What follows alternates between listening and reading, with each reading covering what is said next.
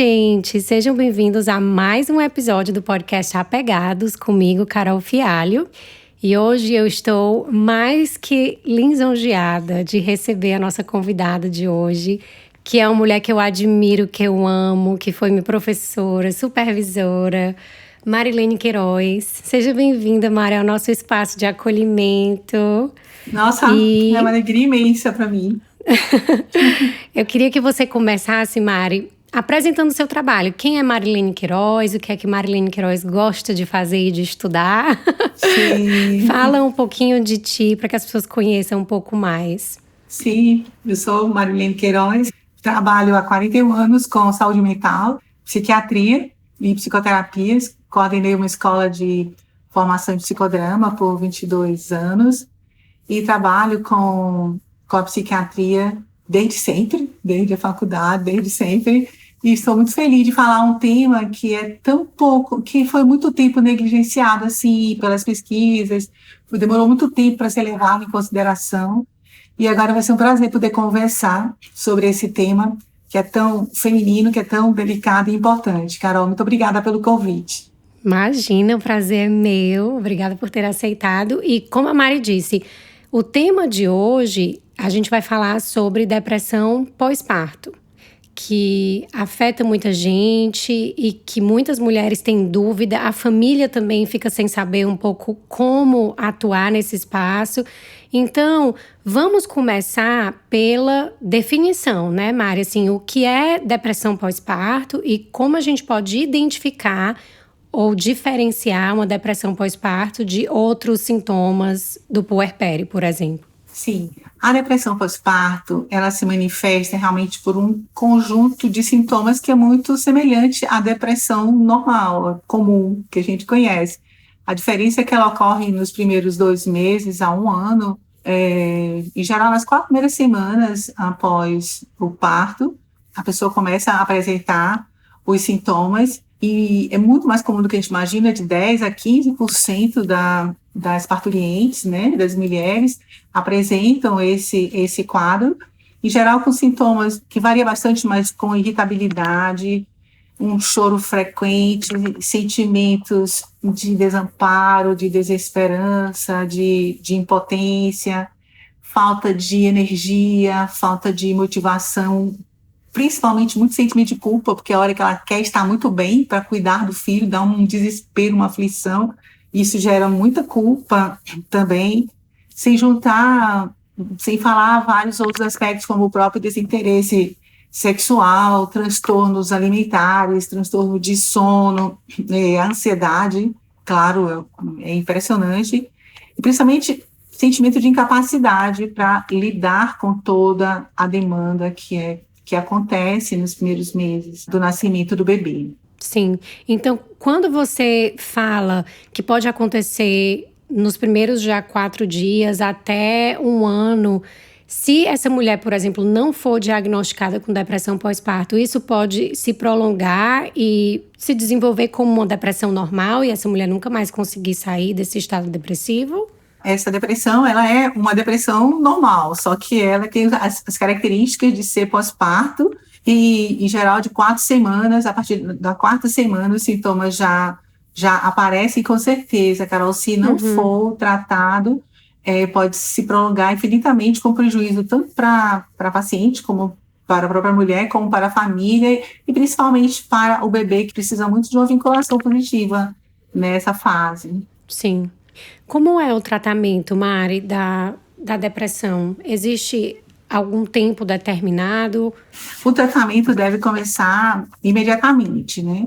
Em geral, precisa utilizar os serotoninérgicos, precisa utilizar também a terapia cognitiva comportamental, é bastante usada para tratar, responde muito bem ao serotoninérgico e, claro, ao suporte da rede de apoio que ela tem. Sim. O marido, no caso de ter o esposo, o pai da criança, a família, pessoas que possam ajudar a essa mulher que está num momento extremamente delicado e principalmente muito vulnerável, sabe?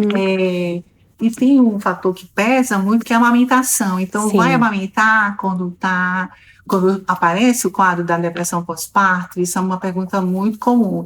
E é interessante porque nós não temos pesquisas por uma questão ética, não se pode pesquisar uma mãe amamentando com um bebê e colocar esse bebê, né, dentro de uma pesquisa que poderia prejudicar a própria criança. Então, não temos respostas em relação a isso. Em geral, quem decide é o psiquiatra junto com o próprio obstetra, que a depender da gravidade, sim, não precisa usar a medicação e suspender a amamentação. E para as mulheres, por exemplo, que não consideram essa uma opção, por exemplo, né? Essa opção de eu não vou deixar de realizar esse sonho da minha vida, ou porque eu sei que é o melhor para o meu filho, a amamentação, toda essa história. Para essa mulher, ela tem como sair desse quadro sem medicação? Olha, depende do quadro. Em geral, é necessário a medicação porque os prejuízos posteriores ao próprio bebê são prejuízos muito grandes.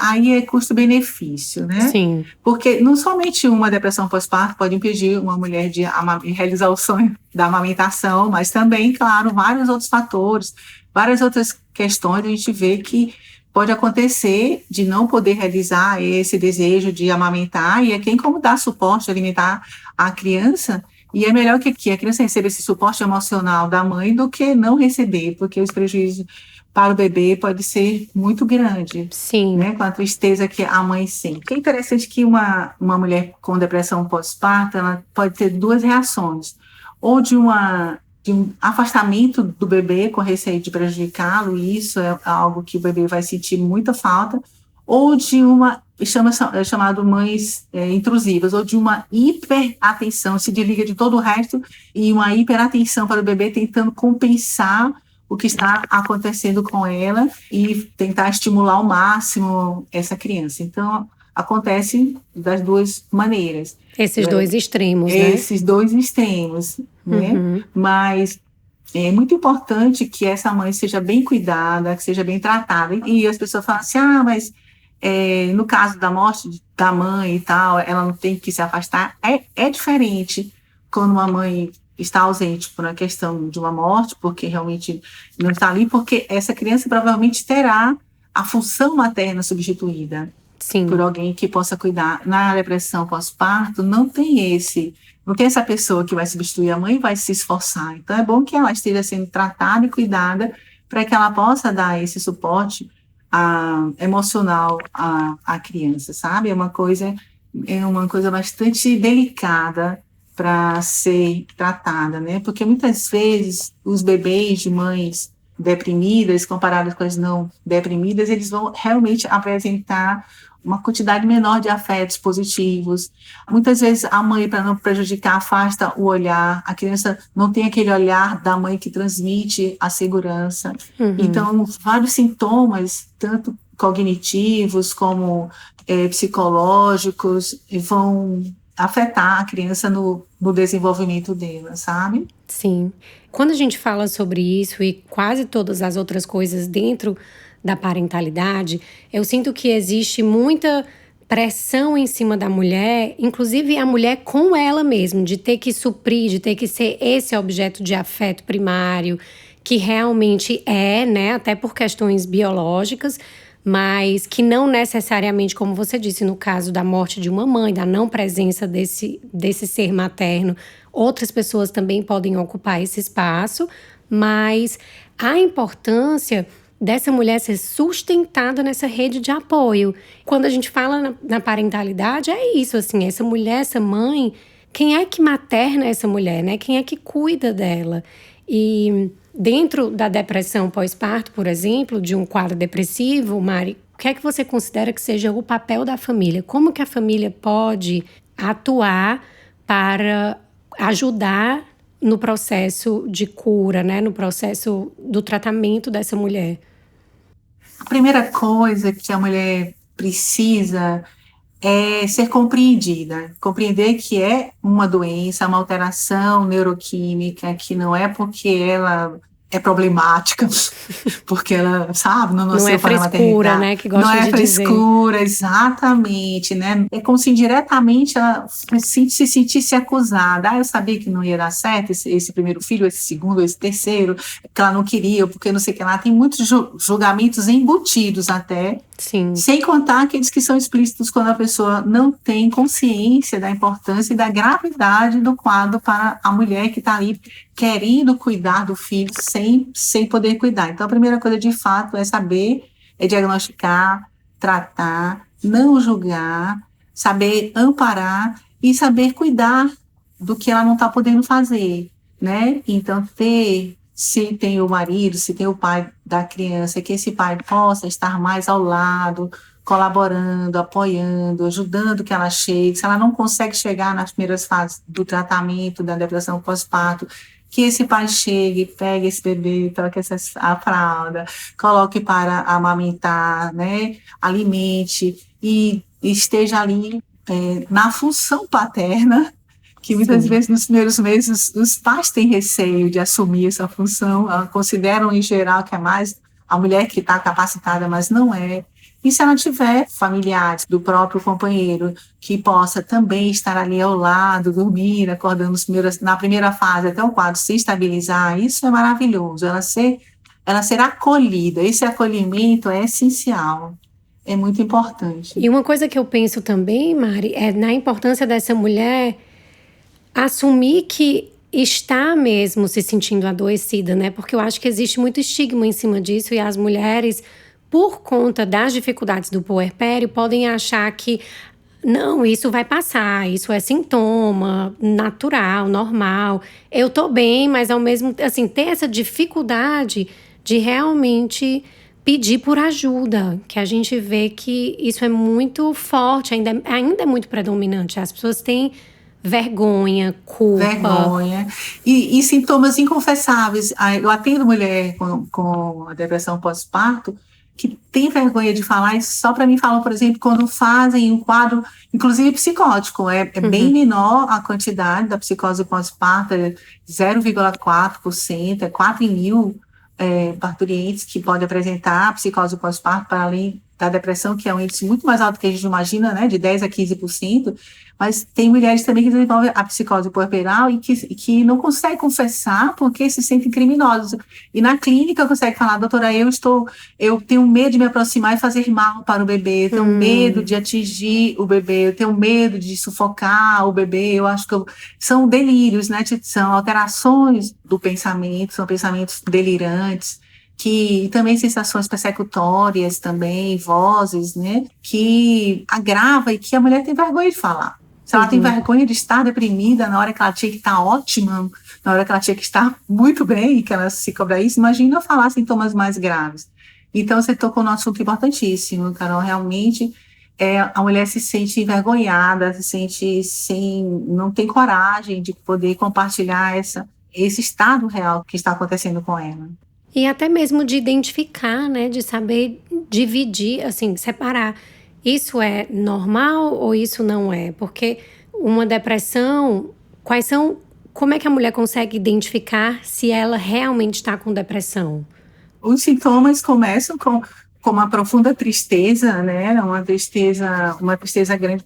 A alteração de humor, demora até mais de ser percebida, porque aparece uma irritabilidade, uma ansiedade, uma angústia, uma aflição, dificuldade de estar calma, de conseguir dormir, para conseguir amamentar, sabe? Isso é uma coisa que chega primeiro, o nervoso. Então vem o choro pela própria irritabilidade, vem a tristeza, o choro, né?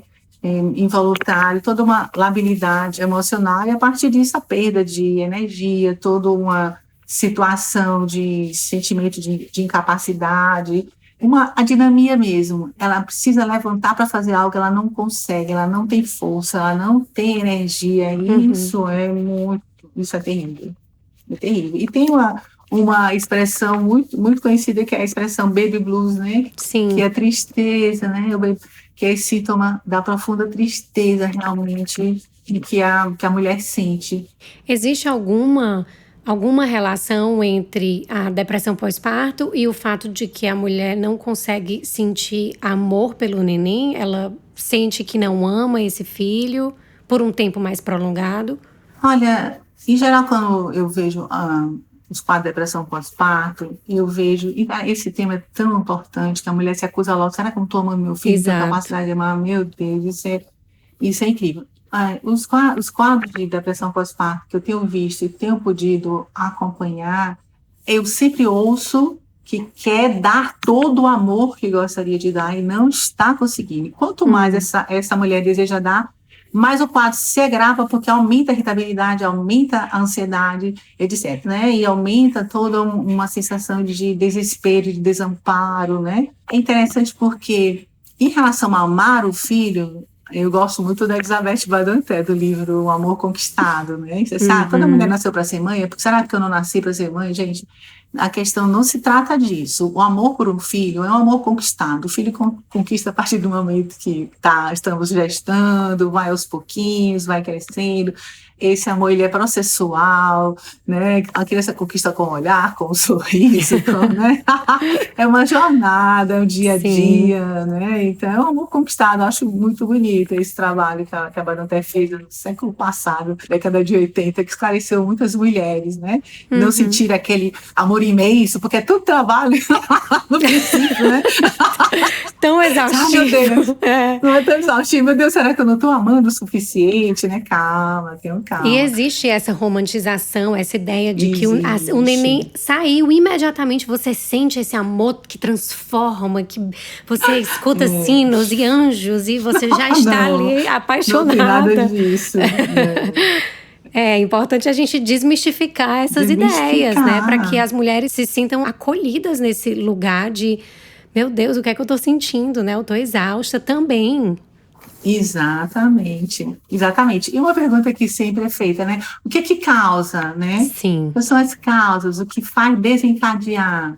Porque durante muito tempo se acreditou que era por questões hormonais, porque os hormônios caíam rapidamente, a progesterona, estrogênio, mas não são somente questões hormonais, né? São questões também sociais, emocionais, é um conjunto de situações que influenciam também para startar, para ser gatilho, para desencadear. Não são somente fatores biológicos, os chamados orgânicos, mas também de várias outras ordens, como, por exemplo, se a mulher ela tem pouca idade, isso pode ser um fator estressor. Não estou dizendo que vai ser uma causa, mas pode ser um fator estressor, né? Ou dela não estar casada, de sentir só, sentir desamparada desde a gestação. Se o parceiro perdeu o emprego, né, se há uma situação econômica, isso também gera um estresse. Então, são vários estresses acumulados que podem desencadear a depressão pós-parto e também uma situação assim que às vezes eu já acompanhei situações da gestante se separar durante a gestação, a mulher se separar, passar por um divórcio na gestação, isso também é um agente estressor. A dificuldade do bebê de se alimentar, se o bebê nasce com problemas, também pode desencadear um estresse, uma ansiedade que venha desenvolver nos próximos meses um quadro de depressão pós-parto. A própria gravidez indesejada também pode ser, né? Pessoas que passam por lutos agora nessa pandemia, eu imagino que eu não vi pesquisas agora, porque está tudo acontecendo agora, né? Essa pandemia, mas com tantos lutos, tantas perdas, né? Também é um agente estressor, sabe? É histórico e psiquiátrico anterior. Então, você está vendo que até mesmo se é uma prole grande, se é uma quantidade, se a mulher tem uma quantidade maior de filhos. Então, são vários fatores que são agentes estressores, que são cumulativos, que podem ser desencadeadores de uma depressão pós-parto, sabe?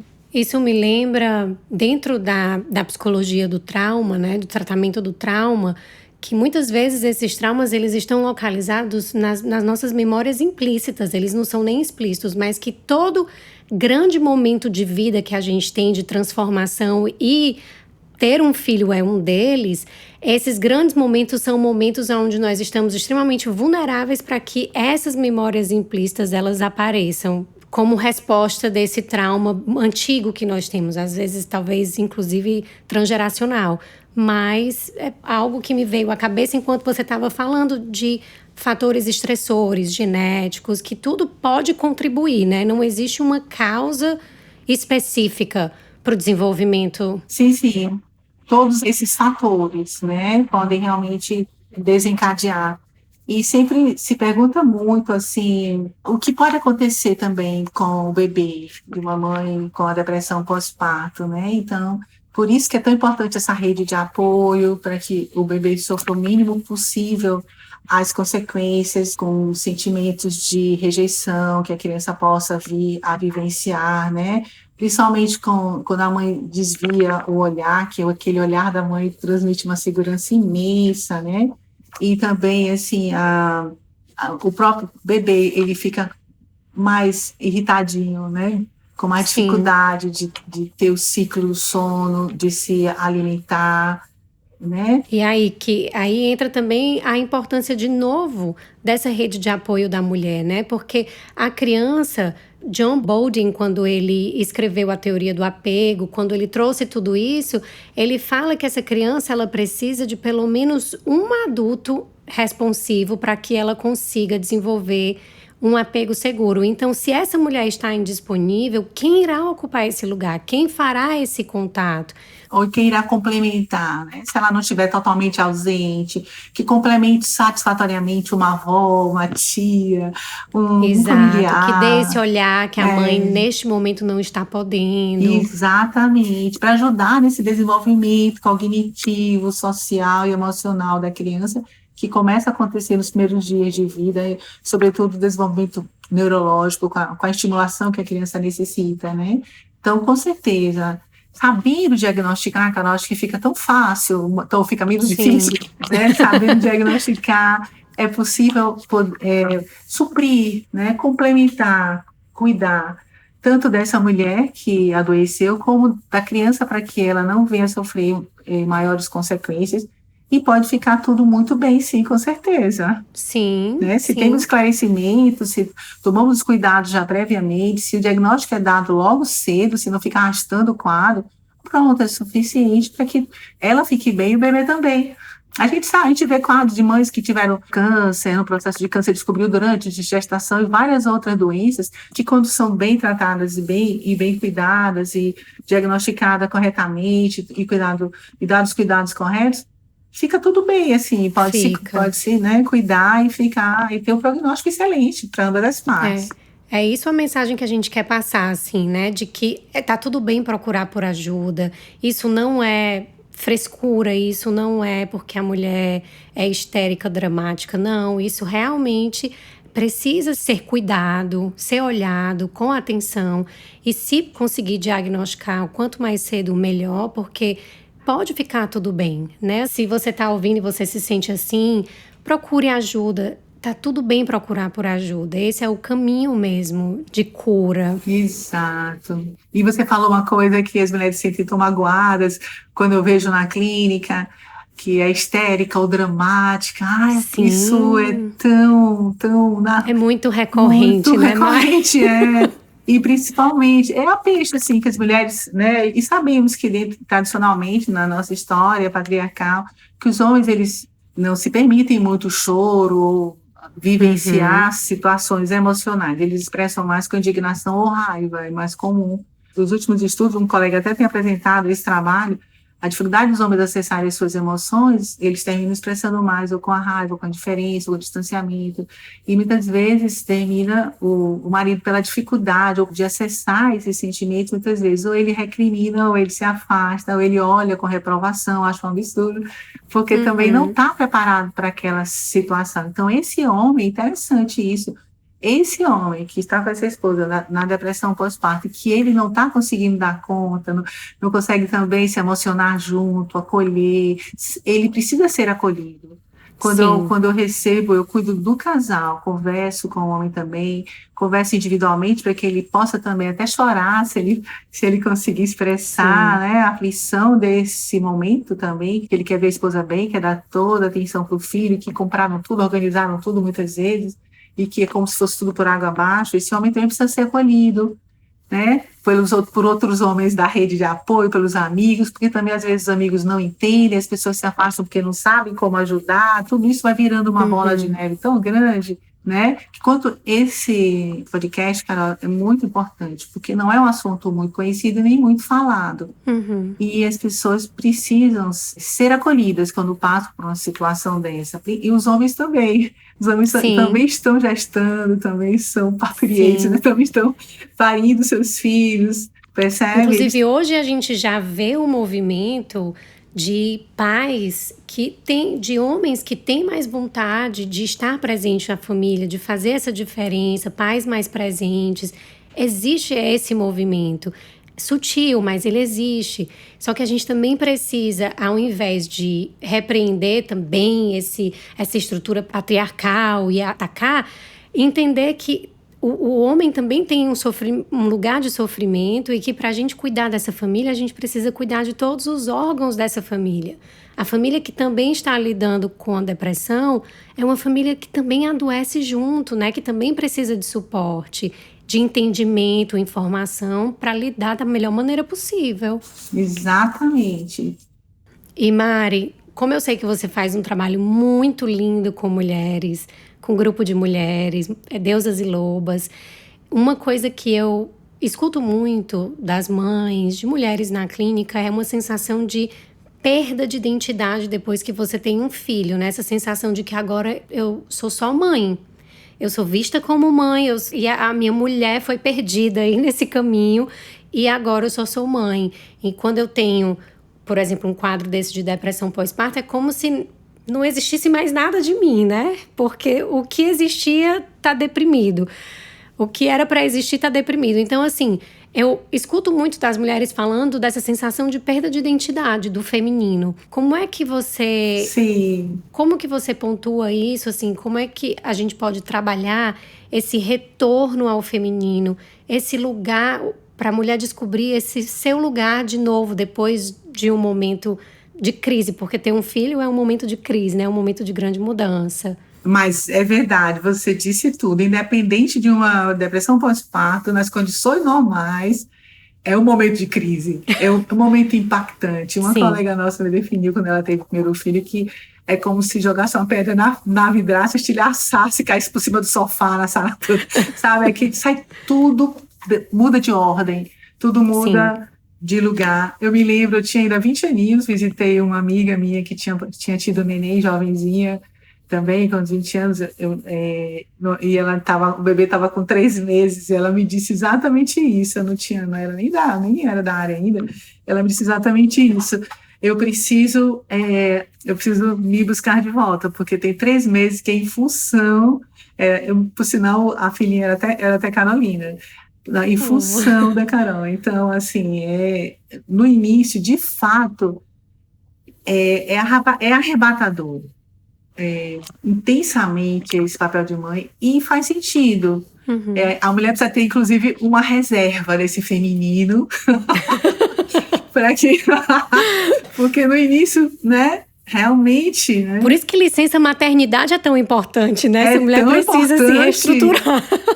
Reestruturar, gente. Então, eu trabalho no grupo Deusas e Lobas, as 6 deusas, né? E são 3 deusas independentes e 3 deusas que são gregárias, que vivem na interdependência. E claro que a Deméter, que representa também essa maternidade, ela é interdependente. E a Atena, que é a deusa da profissão, ela é independente. Então, a Atena fica em suspenso. Algumas deusas vão ficando em suspenso, que as deusas representam esses papéis que a gente desempenha socialmente, né?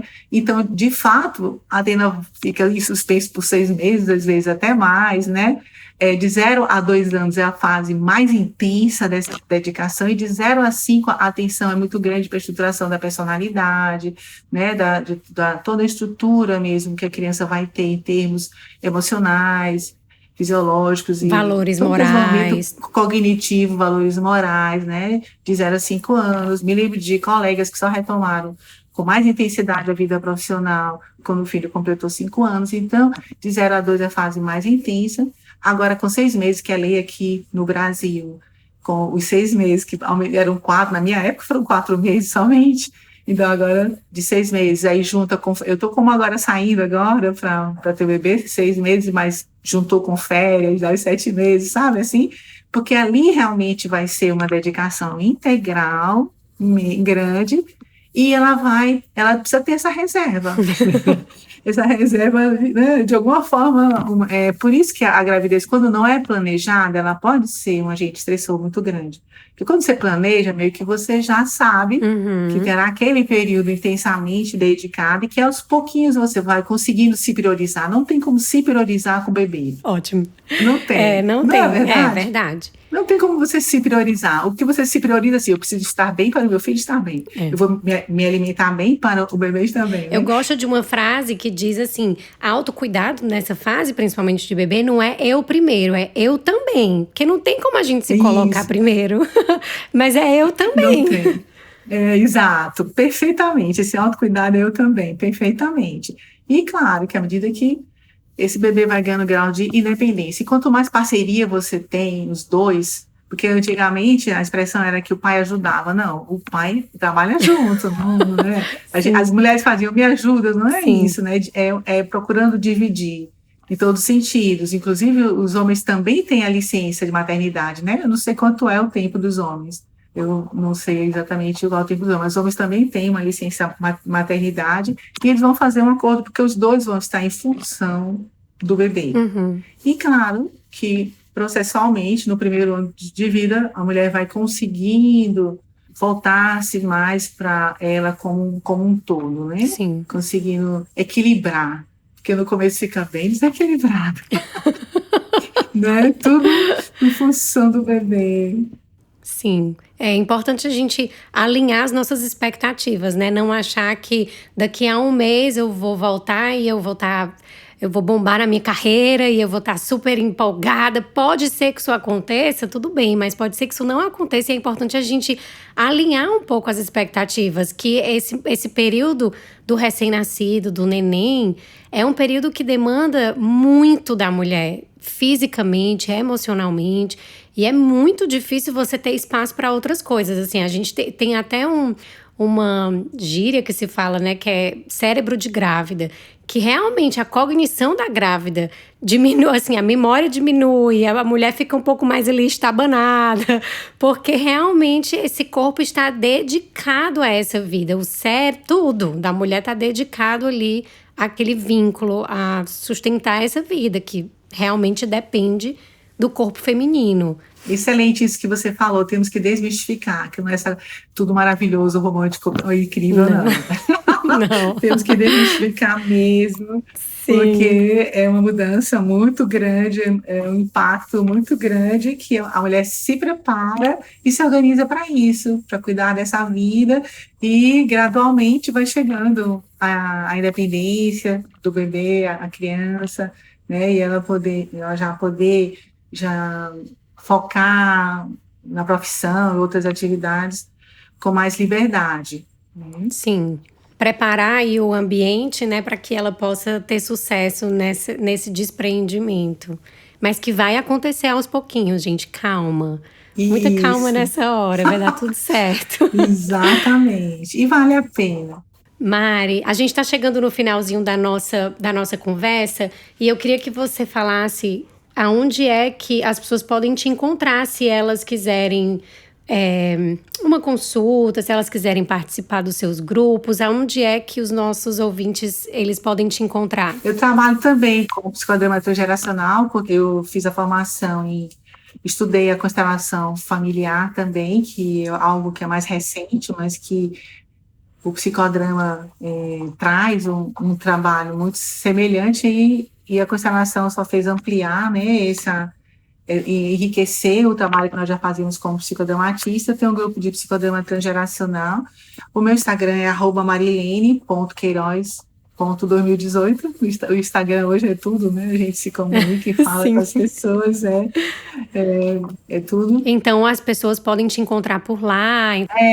Marilene.queiroz.2018, podem encontrar por lá e fazer perguntas também, tirar dúvidas, eu estou à disposição. Tá certo. Muito obrigada pelo convite, Carol. Estou muito feliz de poder falar sobre esse assunto tão importante para todas nós mulheres, para os homens, para a sociedade. Sim, muito obrigada a você, Mari. Foi um prazer. Eu sou muito grata a você por vários motivos pessoais e profissionais. E eu fiquei muito, muito feliz com a sua presença aqui. Muito obrigada por participar. E se vocês têm alguma dúvida, podem mandar também e-mail direto para o endereço do nosso podcast, que é apegadospodcast@gmail.com. Coloquem suas informações, perguntas, que a gente entra em contato. Na informação desse episódio de hoje, eu também vou colocar o contato do Instagram da Marilene, que vocês podem entrar em contato com ela também. Muito obrigada por estarem aqui com a gente hoje e nós nos vemos no próximo episódio. Obrigada, gente. E acompanhe os Apegados, né? Acompanhe os Apegados, que é muito bom. Sim. Muito bom. Obrigada, gente. Tchau, tchau. Até a próxima.